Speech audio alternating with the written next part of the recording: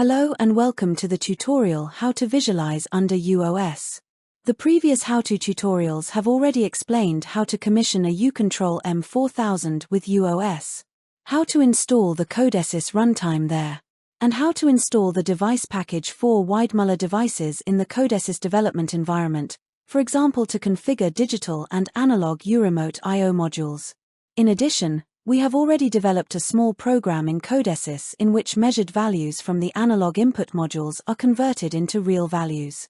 We have defined the variables that we need for the PLC program in a global variable list.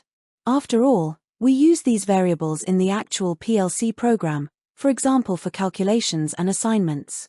In our example, an analog value from the analog input module is converted into a real voltage value in the first line. And the temperature value from the measuring module is divided by 10 in the second line to obtain the real temperature value. We now want to display the temperature value from the second line in a visualization. Additionally, we can use the analog value from the first line as an adjustment value to calibrate the temperature measurement. In the following, I will show you step by step how you can implement this in practice. Firstly, we need the controller, in our example a uControl M4000, on which the UOS operating system is installed. We have already installed the CODESYS runtime as an app and created a small PLC program. For visualization purposes, we will now install the runtime version of PROCON-WEB Embedded System on the controller. To do this, we reconnect to the control unit and call up the IP address of the control unit via a web browser. The UOS login interface appears. After logging in, we are forwarded to the start page. Here we can see that two apps have already been installed, CODESYS and Node-RED. To install PROCON-WEB ES, we now go to the UOS Control Center. Here we open the App Manager via the menu bar on the left-hand side under Apps. To install a new app, we now click on the Install App button. UOS now connects to the App Hub and then displays all available apps. PROCON-WEB ES is now selected from this list, and after a short version check you can select the current version or an older version from a list in case you are working with an older version of PROCON-WEB Designer. In our example we will select the latest version that was already offered at the beginning. After a brief check of the settings, this runtime version can now be installed. PROCON-WEB ES is now installed, and then this app also appears in the App Manager. This completes the first step and we continue with the second step, the installation of the PROCON-WEB Designer. Like all Weidmüller software products and documentation, you can easily download this designer from the Weidmüller Support Center. To do this, first call up our homepage weidmuller.com in your browser. Then click on Support Center in the top menu bar. In the Support Center, we now enter PROCON-WEB Designer in the search field. All search results are then displayed. To find the right software in this list we can apply a filter here, in our case, Software, under Software Downloads. We now select the latest version from the matching items. In our case, we use the download button to download the latest version of the designer and then, if available, the latest patch. These files are now downloaded from the Support Center and can be installed on the PC. The necessary software installations are now complete and we can continue with the next step, publishing the process variables. In this step, we specify in the CODESYS control software which of its variables are to be published. On the one hand, this prevents other programs such as PROCON-WEB from having access to all variables and possibly being able to change them. Secondly, we avoid unnecessarily high data traffic. In this way CODESYS only provides and transfers the data that PROCON-WEB really needs. To publish variables from CODESYS, we first switch back to our CODESYS project. We have our 4 variables in the global variable list. The top 2 integer values come directly from the analog modules and are of no interest for the visualization. However, the converted real values are interesting, and we want to publish these for PROCON-WEB. To do this, I create a new object in the project tree under Application by clicking on it with the right mouse button, a symbol configuration. In the following window, please make sure that Support OPC UA features is selected and then click on Add. From the symbol list that has now been created, we now select the variables from the global variable list, or GVL for short, that are to be published. Here are our 2 real values. OK, the desired variables are now published and can be used by the visualization. This leads us directly to the next step, establishing a secure data connection. Between CODESYS and PROCON-WEB, we want to use the data connection via OPC UA, which is very widespread in the automation sector. In addition, we want to ensure that this connection is also secure against unauthorized third-party access. In this step, we therefore create certificates for a secure OPC UA data connection. To do this, we switch back to the CODESYS project and first establish a connection to the controller. Please double-click on Device to open the device overview. Here we select the Scan Network tab, then select the UCU communication partner and confirm with OK. For an initial connection, we first have to log in and then the connection is established. Now double-click on the shield symbol at the bottom right to switch to the security settings. In the window that now appears, we select Devices. The info list for the devices is initially empty. However, it is filled with information after clicking on the green refresh button. By clicking on Device in this list, a certificate list for the device appears to the right of it. As we can see, the certificate for the OPC server is not available, but we can create one by clicking on the certificate button. A validity period can now be specified in the certificate settings window, with 1 year being the longest duration. Click on OK to create a certificate. The system is now calculating a certificate for the OPC UA server. Now just save the project, generate the code and transfer it to the controller. That's it, and we move on to the next step, reading in process variables in the PROCON-WEB visualization system. So we open the PROCON-WEB Designer and first create a new project by clicking on the New Project icon. We now enter a descriptive name as the project name, for example Visu_temperature. This name is automatically used as the file name. As we use the uControl web server for the visualization and also want to store all runtime data for the visualization there, we select Embedded Systems instead of HMI SCADA as the target system. The project is now created and several menu items appear in the project tree on the left-hand side of the screen, including the Process Connection item and the Process Variables menu item under it. Double-click on this to display a list of all existing process variables, also called tags. This list is relatively empty, it only contains a few tags that are predefined by the system. To integrate the published variables from CODESYS, we first select a driver for the connection. Click on Driver Selection to open a list of all available drivers. Here we select OPC UA and then configure the connection by clicking on the Connection Selection menu. Firstly, we assign a descriptive name for this connection, for example OPC UA connection. The parameters follow. Firstly, the connection URL. It always starts with opc.tcp://, then the IP address of the controller, here, 192.168.0.101, then colon, followed by the OPC standard port number 4840. We then enter the login name and password for the controller and, in our example, change the read access to cyclic read for continuous, cyclical data transmission. We then confirm the parameter data with OK and also the driver selection.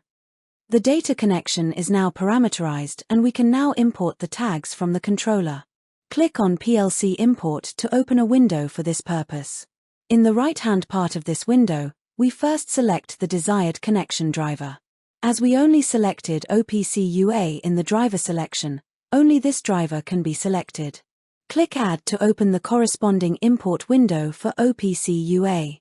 As the input parameter, we enter the URL of the connection again, opc.tcp://, then the IP address of the controller, here, 192.168.0.101, then colon, followed by the OPC standard port number 4840. We then enter the access data for the control unit again, that means username and password. With these parameters we now try to establish a connection.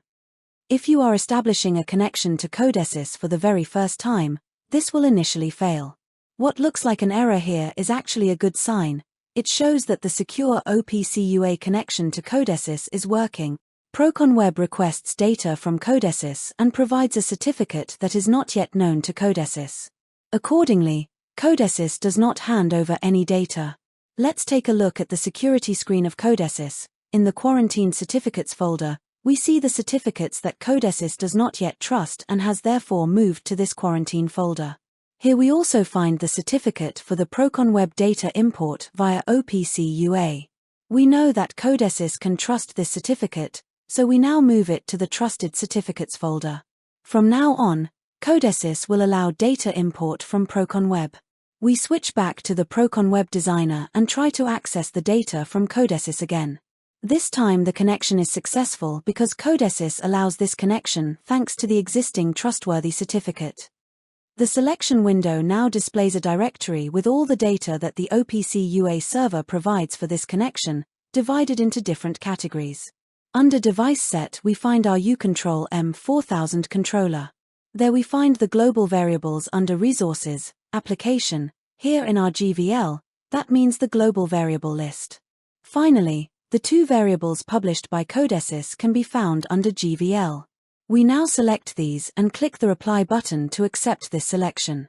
Once we have selected which variables we want to use for the visualization, we read in these symbols by clicking on Read Symbols. A list now appears with the variables that we can transfer or import into our process variable list. We can either import these variables individually, as shown here, or we can mark the entire action column with the Mark Action Row button and then open a menu with the right mouse button and import all variables with a single mouse click. This is particularly useful if we have a large number of variables in this list. Let's take a look back at the process variable list. Here we can now see the two tags that we imported from CODESYS. However, the names are too long for me. I don't need the OPC UA path information to use the variables in my Visu project. I will therefore shorten the names by removing the path information. Don't worry, the path information for data communication is still there. They are at the back in the identifier column and should of course not be changed here. So, the data connection is established and all the preparations have been made to create a visualization. In the last step, we want to do exactly this. We create a small visualization in which our two values, namely temperature and voltage, are to be displayed on a monitor. To do this, we select the Start screen in the designer under Starting Pictures in the project tree, which is then displayed as a gray field in the editing area. To be able to see as much as possible, I now enlarge this area. I now want to change a few properties of this empty Start screen, so I click on it with the right mouse button and a menu with selection options for this Start screen appears. I want to change the properties of the class, that means the template for Start screens, and a window appears with the properties of Start screens. I don't like gray as the background color, I change it to white. Now I adjust the dimensions of the Start screen. With a full HD resolution of the monitor, this is 1920 x 1080, so the Start screen will take up the entire monitor surface.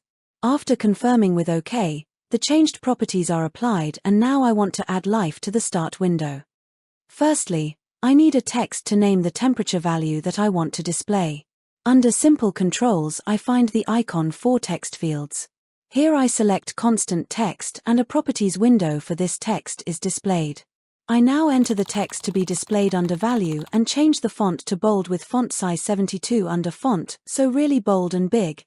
I confirm the properties with OK and the text is displayed on the Start screen. I use the Fit button to adjust the screen for a better overview and now move the text to the desired position. Now to the actual temperature value. Under Simple Controls, I select Numeric fields and below that numeric digits and the corresponding properties window appears. Under Tag, I now select the variable for the value to be displayed, here, the imported tag for the temperature value.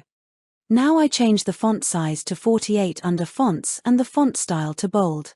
I now select a nice blue instead of black as the text color. In the preview window, I can see that 2 digits are displayed after the decimal point by default. I want to change this to 1 digit. With Define Format activated, I can now set the decimal digits to 1. So, that's it. Now I'll set the display value to a suitable position. Below this value, I leave some space for a graphical display to pimp up the visualization a little. I select the bar display control element for this. In the Properties window, I now enter the tag to which the display bar refers. In this case, this is again the temperature value. Now I enlarge this display and specify with alignment in which direction the bar should run with increasing values, namely to the right. I choose a light blue as the bar color. But I also want the bar color to change if the value is too high. I therefore activate properties for swell in the attributes group. The complete bar should turn red when a limit value is exceeded, that means full change. Speaking of limit values, below I specify the limits for the display range. The bar should display a temperature between 0 and 40 degrees. I also want to have a frame around the entire display. I select a dark gray as the color for the frame, and the frame should be slightly thicker. Now I specify the color of the bar when the limit value is exceeded, in this case red. And the limit value should be 30 degrees Celsius. Okay, the bar is now parameterized and I drag it to a suitable position on the start screen. My temperature display is now complete, the only thing missing is the voltage display. I make it easy for myself. I select everything I have created so far, duplicate it and place everything exactly below it. Now the values in these copied elements just need to be adjusted. Let's start with the text. Instead of temperature in degrees Celsius, I enter voltage in volts. Now for the display of the voltage value, I change the process variable here and take the voltage value. Here, however, I want to display 2 digits after the decimal point, so we change the corresponding value here. For the display bar, we also change the process variable with the voltage value and adjust some other properties. The bar should be green instead of light blue and the maximum value is 10. The color should change to red from 8 volts. That's all there is to it. Now I position the display in the center, save the project and create the code for the web server under Project Environment. Under Target System I select the web server to which this code is to be transferred. The web server for my controller is also displayed here. I select this and can now create a connection to it with Connect. By clicking on Project, the project code is now transferred to the web server of the control unit. Once the project has been transferred, we can close the project transfer window and open a web browser to view the results. We enter the IP address of the controller as the URL, in our case 192.168.0.101, followed by a colon and the port number of the Visu web server 65300. The visualization now appears and we can see the values for the temperature and voltage. I'll quickly switch to full screen mode and then test whether the measured values from CODESYS are transferred and displayed correctly. To test the functionality, we can change the values on the starter kit. First, I rub the temperature sensor with my fingers and I can see in the visualization that the temperature value changes. Okay, that works. Also the color change of the bar when the 30-degree limit is exceeded. Now I turn the potentiometer on the starter kit, and as we can see, the voltage display also changes and the color change at values above 8 volts also works.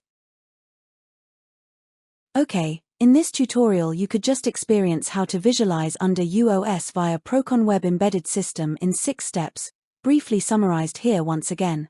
Step 1. Installation of the runtime version of PROCON-WEB ES under UOS. Step 2. Installation of the PROCON-WEB Designer on your PC. Step 3.